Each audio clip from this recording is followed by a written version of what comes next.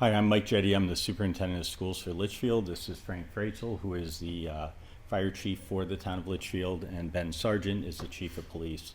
This morning around 8:30, our high school principal had received notice that there was a threat that he deemed to be specific to the schools in Litchfield. He promptly activated our emergency management parameters and notified the police, and we ended up evacuating all 3 Litchfield schools.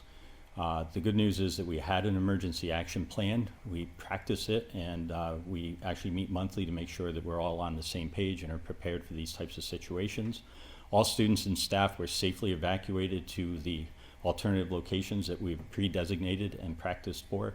And at this time, most students have been reunited with their families. There are a few students who are still with us but are safe at this time. And so we since have learned that it was not a credible threat. However, at the time, we took all the cautionary steps that you would expect a school to take to make sure that the children and the staff are safe.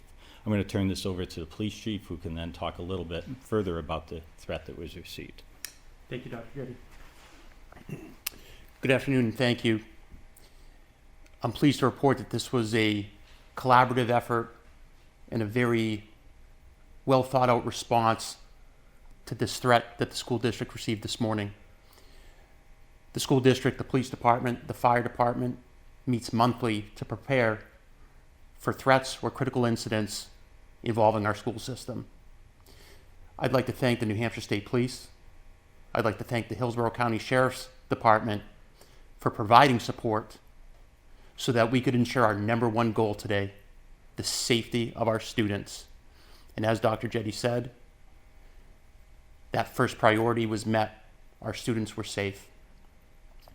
Speaking with other law enforcement members in the local community and at the federal level, this threat has been vetted. It was not credible.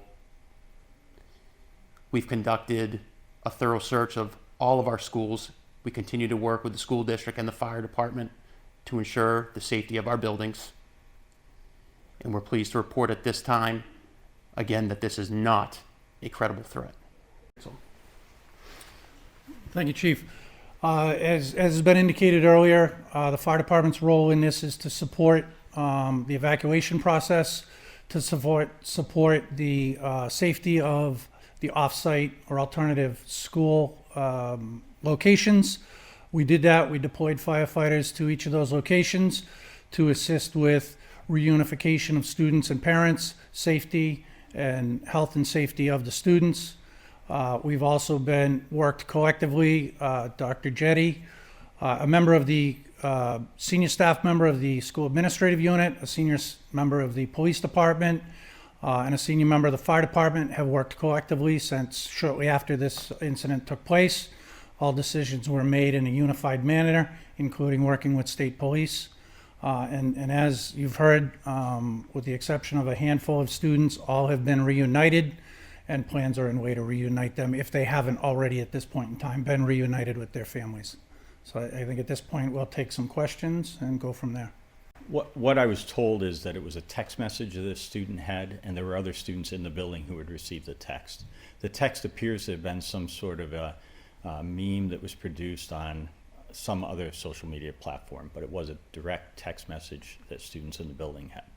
And so do you know the student who originated the text message? We don't at this time. We know the students who reported it, and they did the right thing. I mean, they received that. They saw that it had notice in it that was specific to our school district, and so they brought it right away to the attention of our school administrators. In previous messaging, we've asked students or reminded students that if they see something, say something, and they did that. So we appreciate that they brought that forward, and that our team was able to respond. So is this still an ongoing investigation? It is. We still have staff here, and we're in the process of continuing to make sure that everything is ready so that we can get back to normal on Monday.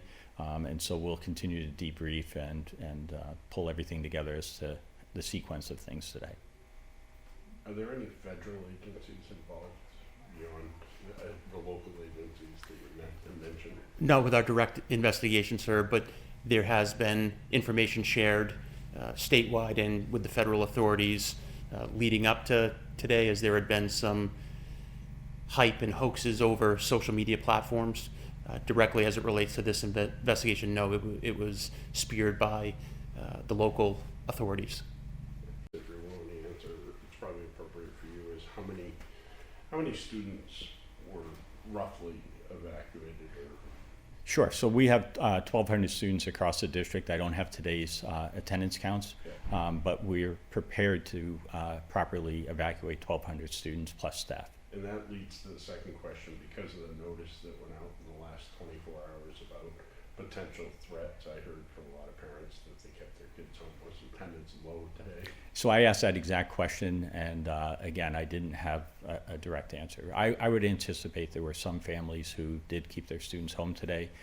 We've been having about an 8 to 10% attendance rate just due to seasonal flu and other things. So, but still, we're prepared to respond with everybody in the buildings. Great, thanks. Several occasions with Homeland Security as to any resources that we may have needed to work through this situation. We did not require any, but I was in contact as the town's emergency management director as well, in contact on several occasions with Homeland Security.